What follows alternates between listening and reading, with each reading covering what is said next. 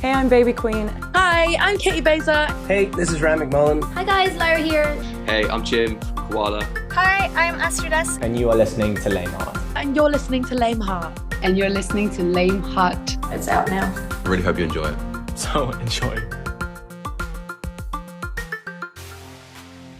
Hey, how's it going? How's the form? How's the family? Welcome to Léim Thart. I'm Rory Egan, and this is a very exciting episode. I mean, I'm excited about all episodes, but something that doesn't happen too often on Léim Thart comparatively is a review.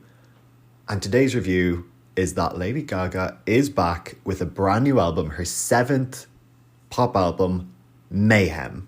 Fans have been waiting for 5 years for this. Her last album, Chromatica, came out in the height of the pandemic in May 2020, and she's done so much since then. She's done more jazz, she's gone on tour, she did the song for Top Gun, she's won a bunch more Grammys, she did Joker 2, she did Harlequin, her companion album to that, and now we're back. We're back with some pop music. And I will admit, I've only had one full proper listen, so this is a very initial reaction to it as a review, and I feel like that's quite good because it's nice and raw. But part of this is that I've got my friend Dean O'Reilly on. He's sent me in some review voice notes because last time she put out an album, Chromatica, in 2020, we sat for over an hour doing an in-depth review of every single track, and we put it all out, and it was fantastic. But this time around, you know, we're grown-ups, we have full-time jobs, we didn't have time to schedule something like that and for me to do all the editing associated. But I knew that if I was going to do any sort of review, I would have to be calling on Dean. So he is on it. He has sent me some thoughts, which I'm very thankful for, and I'm going to add some as well. So it's out today, Interscope Records in the UK and Polydor in the UK as of the last time I checked. She worked mainly with Cirkut, who is a big pop producer. You can probably hear my computer keyboard in the background because this is very much in the thick of it and very initial. But he has worked on loads of tracks over the years, like Where Have You Been with Rihanna. He did some work on Brat with Charlie XCX, and he's just worked with a bunch of legends over the year. It's hard to describe it in any other way. He has other hits with Katy Perry, with Justin Timberlake. He did Jade Thirlwall's most recent single. He's done Elton John, Maroon 5. The list goes on. She also worked with Andrew Watt, who again has a roster just as good as Cirkut's. The main credit of recent years that I love is he was on Future Nostalgia. And she also worked with her fiance, Michael Polanski, who is like a tech entrepreneur. He co-founded Facebook and they're now engaged.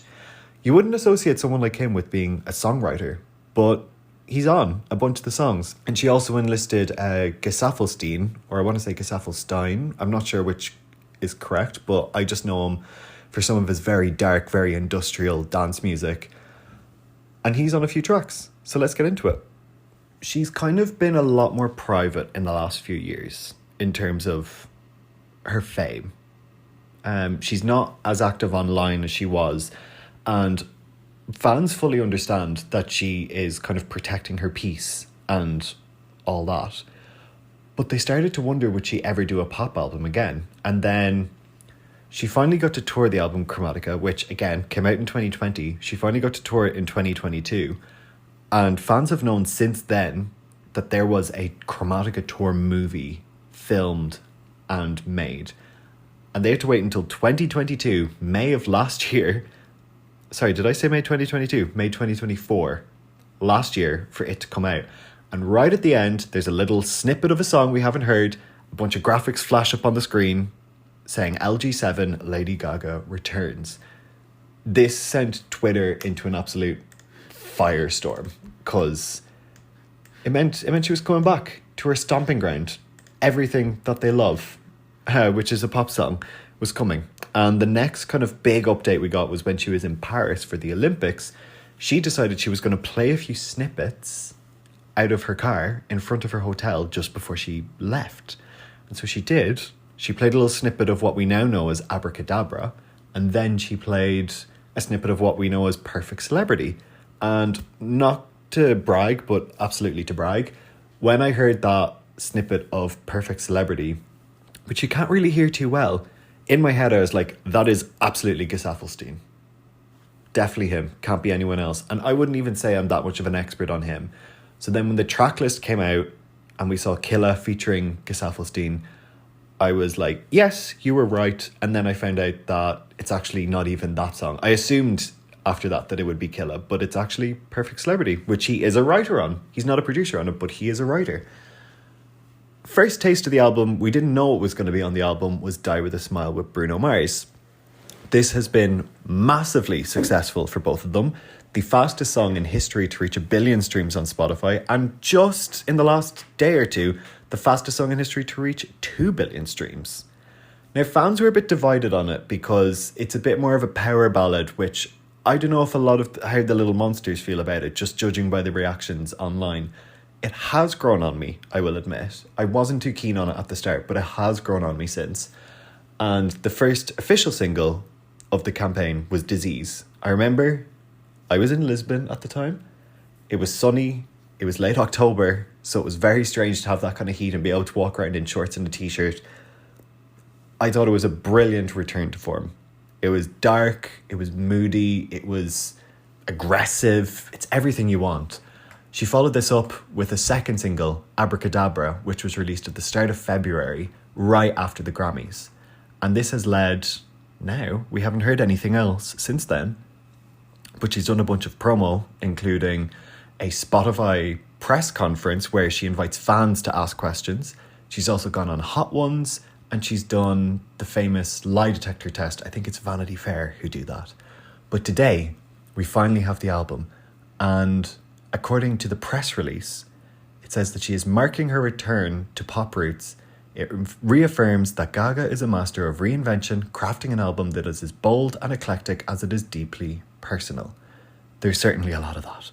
It was recorded at Shangri-La Studios in Malibu, where she recorded a lot of her 2016 album, Joanne, which was a bit more kind of folk Americana, adult contemporary than it would be straight up pop.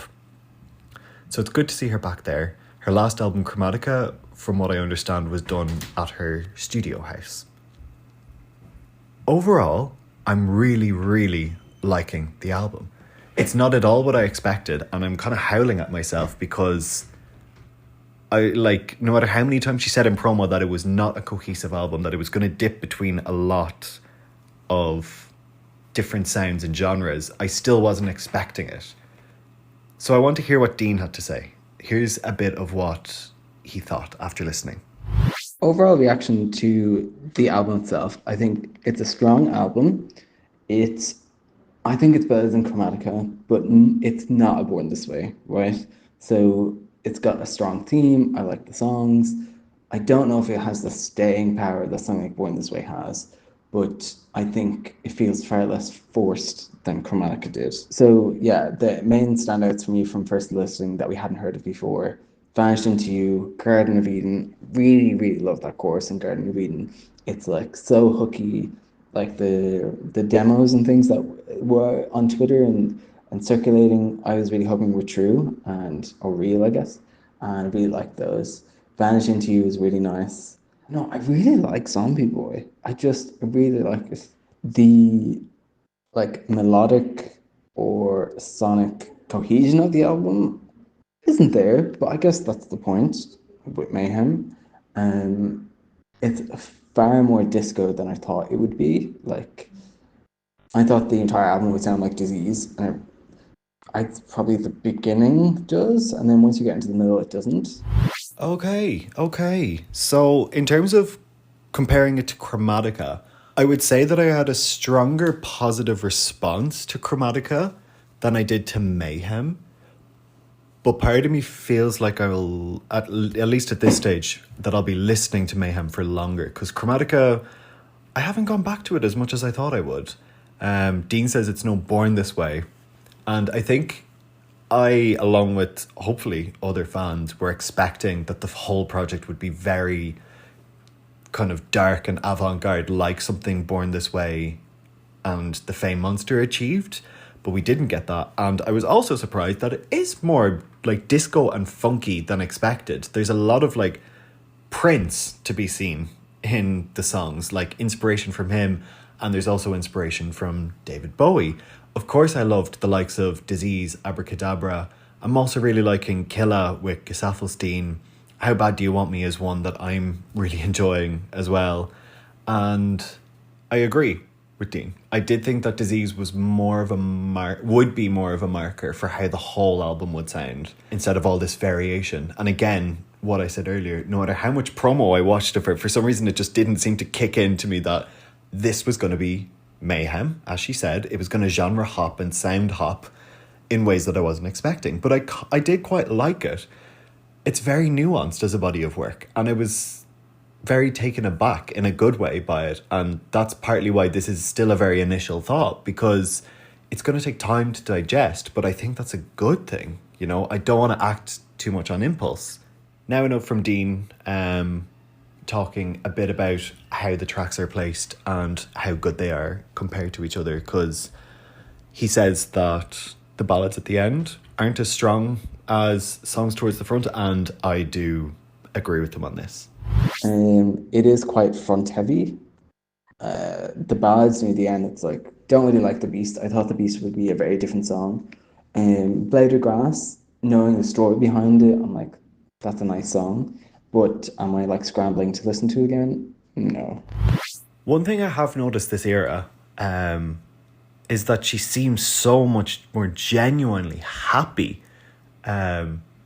She's always seems to put her best face and her best foot forward to make sure she delivers for her audience. But this time something feels very different. She actually seems happy and much more secure and grounded in herself presenting this music, and she feels so much stronger putting this out. You know, at the time with Chromatica, as much as I did really enjoy the album, something felt off about her.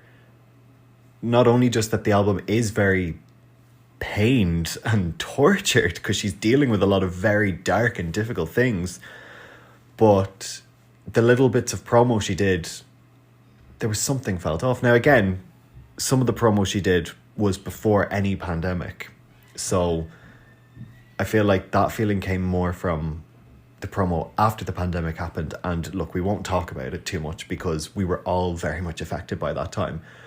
But despite the chaos that's coming on this album, it still feels a lot more grounded and secure, and she feels better putting this out, and she feels stronger. And let's hope that there's a tour, because the Chromatica Ball was amazing. Both me and Dean had the pleasure of going to the Chromatica Ball in London, and so I'd love to see her again here. And now another note from Dean. Each time I'm listening to the album, it's growing on me more and more. I'm really excited to like listen to it in a club, the high volume, and like seeing other people respond to it. I think it's that kind of album, in the same way that Chromatica was, but much less sad. And of course, the sample in How Bad Do You Want Me of Yes, There's Only You, like the first time I listened to it, immediately stood out to me. I just think that's great. And obviously she's got lots of like Prince and Bowie kind of influences and lots of the other music too, like in, oh my God, what's the song? Maybe it's Zombie Boy, Killa. I'm really enjoying those. I think it's a good album. Now, I've only listened to it once, but I do agree with the sentiment. I do think it's going to grow on me over time, and the songs are really going to make their way into my day-to-day playlist, my day-to-day listening. And again, I can't wait to hear it out. I've managed to hear Disease out before. It bangs in a club. It goes off. So I'm really hoping to hear a few more of these. My favourites right now on the first day, outside of the already released songs, would be Perfect Celebrity, because I love how industrial it gets towards the end and how she's ruminating on her fame. How Bad Do You Want Me, I think is just very well written in terms of pop. And Shadow of a Man just has a great chorus. And I like the sentiment that she's kind of talking about how over the past kind of 2 decades that she's been here in the pop world, that she's often been the only woman in the room. And she's learned to stand her ground, and she's always had a very strong vision. And she's always seems to have stood her ground, even if she maybe doesn't know where the ground is yet. But another note from the press release says, at its core, Mayhem is about embracing the fractured pieces of oneself and discovering how they come together to form something unexpected and beautiful. The album mirrors this concept with its diverse sonic palette and thematic layers, combining elements of chaos, defiance, and vulnerability into a cohesive artistic statement. Gaga describes this process as assembling a shattered mirror. Quote, even if you can't put the pieces back together perfectly, you can create something memorable and whole in its own way. And that would be a nod to the album cover, where kind of the left half is this shattered mirror, and you can see her on the right in a black wig, black top of some sort, and you see her her reflection towards the left side, and it's kind of blurred and almost looks like it's been wiped. And it's black and white. Would I say it's a strong album cover? I would say the Chromatica album cover is stronger. But yeah, it's a lot less dance-based than Chromatica was. There's, as we mentioned earlier, there's a lot more disco and kind of funk involved on this one.